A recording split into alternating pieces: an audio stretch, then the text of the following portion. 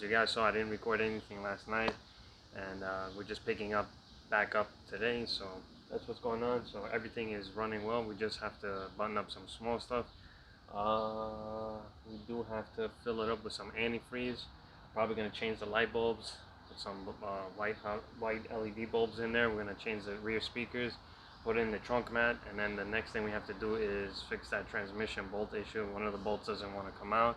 When I had taken it to do the fuel pumps, one of the bolts actually just got stuck, and we need to actually remove it, and I need to actually change the filter and put new fluid in. So we have still a little bit of stuff to go, but the majority of the job is pretty much done. And we also have to take care of the ABS issue, so we're probably going to remove the ABS and have it sent out. So that's pretty much it. So I'll show you guys what's going on.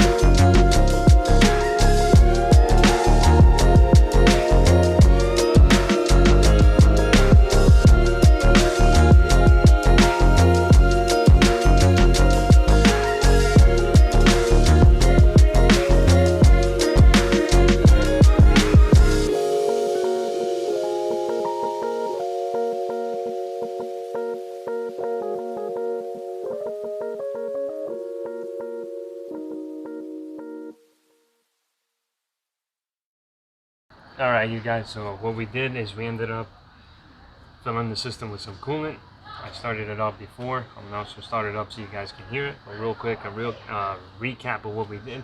We changed the license plates bulb in the back with some LEDs. We also replaced the interior lights as well. We did the front lights, including the main beams, the low beams, and a small bulb located underneath the high beams. And then we also installed the trunk liner and removed this ABS control unit because we're going to send it out so it could get fixed, and hopefully once it's fixed we can slap it back on and we don't have no permanent code, because we have a permanent code for C1095, which is I think pump failure or something like that. So we're going to go ahead and we're going to get this addressed, we're going to get it shipped out, and then hopefully they can fix it, and once it's back we can install it. So right now we're just going to top off the antifreeze, and then I got to fill the system up with some Freon because there's no air conditioner.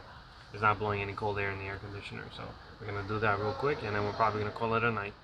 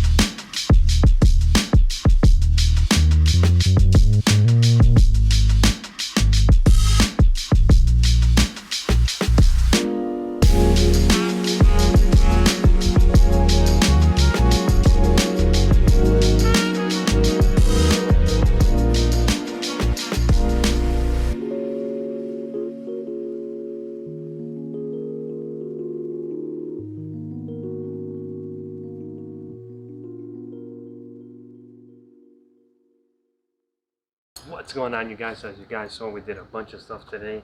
I know it's pretty late in the night, so we changed the lights, we filled the system up, we topped it off, we made sure the car was running right, we installed the trunk mat liner on the back side of the trunk.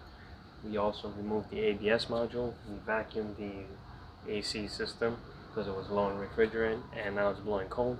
So everything was running right. Just wanted to make sure everything was running up to par. Now we still have to do the transmission thing. We have to remove that stuck bolt.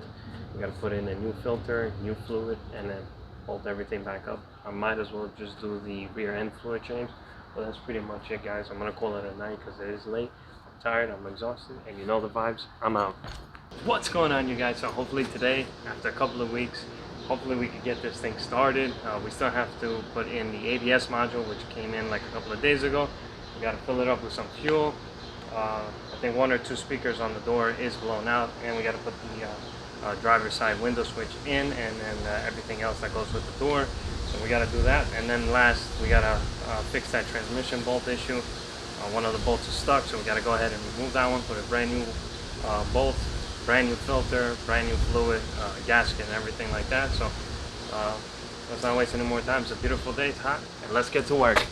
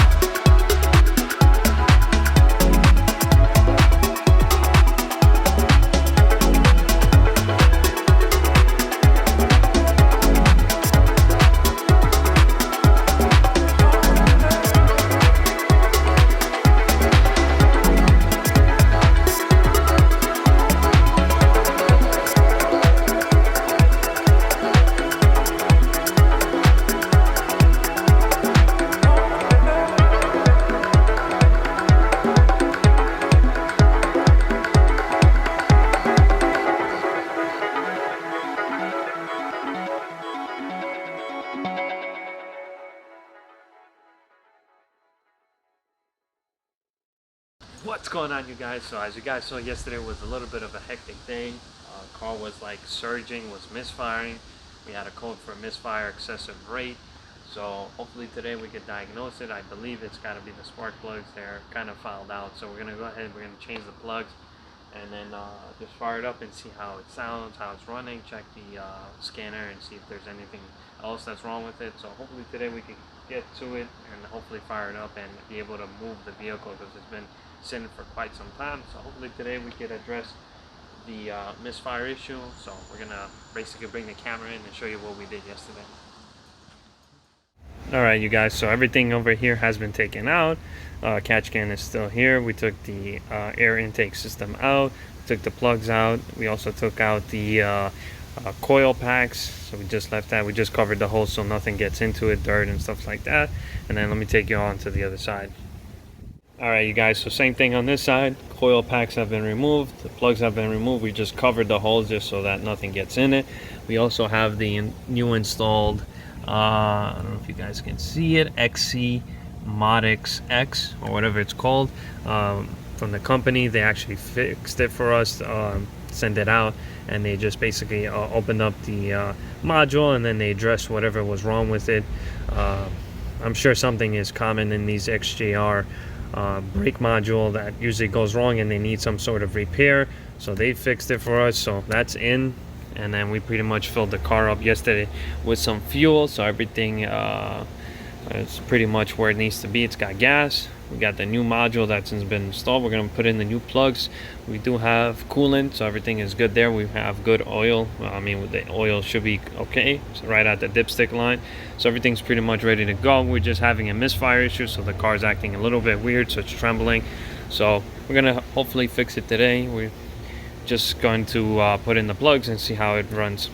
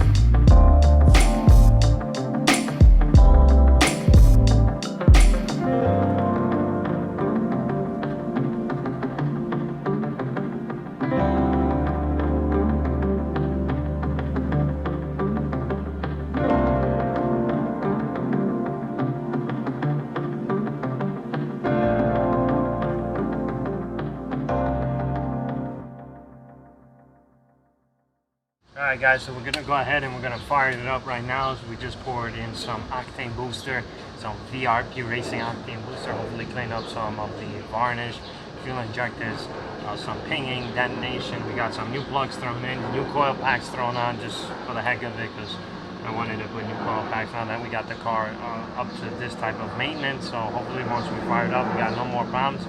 We'll just cross our fingers and go from there.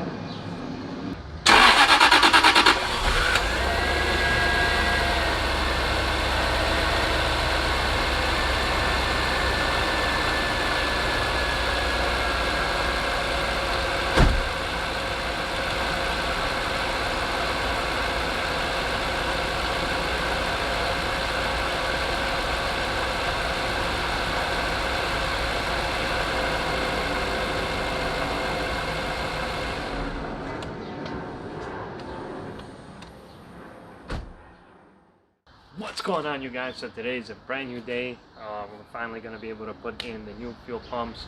I got most of the stuff taken out of the car. The fuel pumps have already been taken out, so I'm going to show you guys the fuel pumps inside the garage. And then we have to remove the fuel filter. Hopefully when we put the fuel filter back in with the new fuel pumps, the car starts up and we don't have no more issues and we can finally drive it. So I'm going to show you the fuel pumps. I'm going to show you how it looks inside the tank. We already replaced some of the hoses inside when we did the fuel pump change a while back, but apparently a fuel pump went bad, so we're gonna go ahead and change it and hopefully fix it. So let's get to work. All right, you guys, so we got the fuel pumps here, so everything's been taken out. Obviously I just laid them out separate so I don't confuse them. So one pump here, and then we got another pump here. We got the new wires that I put in a while ago, the fuel pump wiring harness. So this is the old ones. I do have the new ones right here. So we're gonna go ahead and put these in. We got some new fuel filters down there, and then we got some fuel pumps that's somewhere. Where the hell are they? Over here. So we're gonna go ahead and replace them. So they're laid out right here. So this is how it looks. So just wanted to show you guys real quick. So everything has been taken apart. So let's go to the car real quick. All right, you guys. So hopefully you guys can see. There's two hoses in there. Where the hell's the other one? The other one's right in there. I just can't see because there's a glare on the camera. But pretty much we got new hoses in there, and then we have a little bit of fuel down there. No big deal. I'm gonna go ahead and put in the pumps and try my best to record everything, and if I don't, you'll definitely see the car starting up. So let's get to work.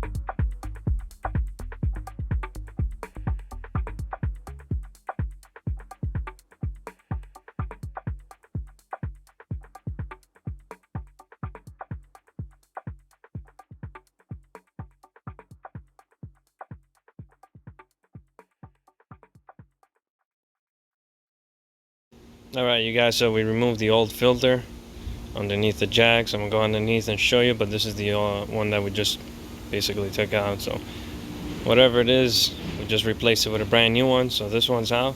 So let me go ahead and show you the fuel filter underneath, but before we do that, let me show you that the fuel pumps are in, and we're just basically gonna put the rest of the seats in after we start it up and make sure everything's running.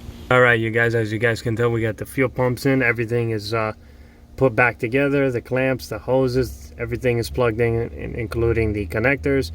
All the hoses are in, the clamps are up, so basically plugged everything in. So we're pretty much ready to go. I apologize for not being able to show you how everything is plugged in or attached in the tank, because it's kind of hard. You only got like a small little hole to put your hand in through. So that's pretty much it. So everything is in. So let me go underneath and show you the fuel filter. Alright you guys, so there's the brand new filter. It's pointing in that direction, meaning it's going out towards the motor, or out towards whatever, you get the point. It goes out towards the motor from the fuel tank out. So there's the new one. Put a little bit of anti-seize on the nut right there, and then the other side, tighten it down, make sure everything is nice and tight so we have no leaks, and that's pretty much it. So we're gonna go ahead and fill the system with gas, and then just prime the key a couple of times, and hopefully it starts and we got no more issues. What's going on you guys? It's your boy Evan. So real quick, I want to jump in and explain to you guys what's going on. Basically the entire video. I know a lot of the stuff that you guys are seeing seems to be jumping from one place to another, and that's because I didn't really so much tackle what was going on with the Jaguar at the time when I filmed it. Basically I was, obviously busy. I do work, I had to attend to some family stuff, so being busy and whatnot, when I would come out and record these videos, they were kind of like weeks apart, maybe a week apart, and I decided to tackle on some smaller stuff, like change the light on the car, put some white lights, LEDs, put some LED lights in the bulbs for the headlights, um, put in the trunk mat, which had sagging lights. The lights were actually popping down and sagging. Well, not sagging, but they were coming apart, so the light would hang, and in the trunk it would move around. So I fixed that. So I put the trunk mat in. We also removed the brake module, which the brake module had a permanent code up on the dash, or on the instrument cluster. There was a ABS light, so with my scanner I was able to see that it was a permanent code, so I had to get that fixed. So we sent that out to get fixed, and a company in Canada actually fixed it for us. They opened it up, and I don't know what they do inside the circuit board, but they either replace something or solder something together. They did something, they fixed it, so I'm pretty happy on how that came out. So we got that, put that back in, and then I noticed the car was misfiring and running rough. It started up, which was kind of crazy for me, because I would not expect the car to start, especially after a couple of months of sitting. So I started up and I thought to myself, oh, it must be fine, but I should have just checked it a little more further. And I went ahead and I changed the plugs. I didn't really have to change the plugs, but I changed them anyways, because I did such a great job on just getting everything situated. I figured, why not just change the plugs? They're not that expensive anyways. I must have spent probably around 110 or 120 bucks altogether for the plugs. So I figured I'd change them. They weren't bad when I pulled them out, but I figured I'd change them since I already did all this job. Might as well change the plugs to make sure everything's like brand new. So changed the plugs, and then noticed it was still misfiring. So after looking at the scanner and recording the different fuel trims and looking at the other parameters on the scanner, I was able to see that we were getting too much air and not enough fuel. So after that, I decided to throw on a fuel pressure gauge on the actual fuel rail. I did this off camera, so you guys didn't really see it, but I'm sure you guys will see that there's a jump between different sections of the video. So put on a fuel pressure gauge, and I noticed we were getting low fuel pressure. So I immediately knew it had to be the fuel pumps. They probably were weak from just sitting. So I went ahead and I changed them, and then when I changed them, the car eventually fired up. So that's pretty much it. I know you guys are probably watching the video and saying to yourself, there's a lot of stuff that seems to be out of coordination. So that's what happened, and that's what happened throughout the whole week. So yeah, also a subscriber or fellow watcher also said that the catch can was the issue, why it didn't really start. The catch can didn't really give me any issues. the way I routed it is the way I found it to be most efficient, and found it to actually do its job right.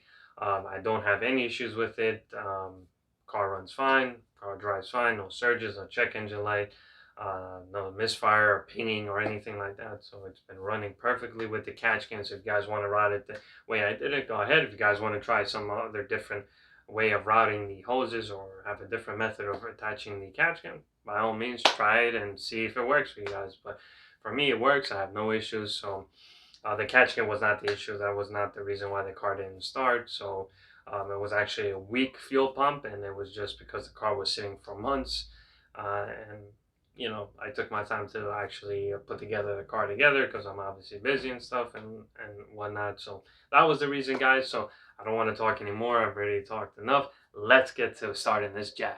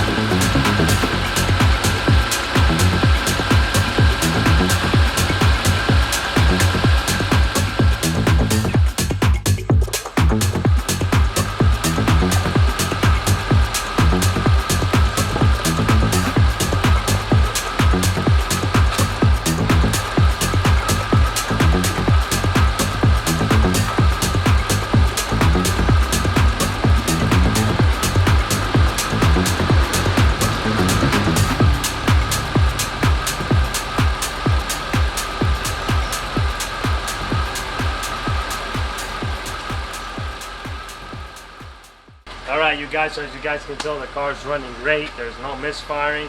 It took a little bit of time just to start because obviously you got the priming, you got the fuel in, new fuel filter, new fuel pumps. Pretty much a lot of work went into it, so I think we're pretty much ready to go.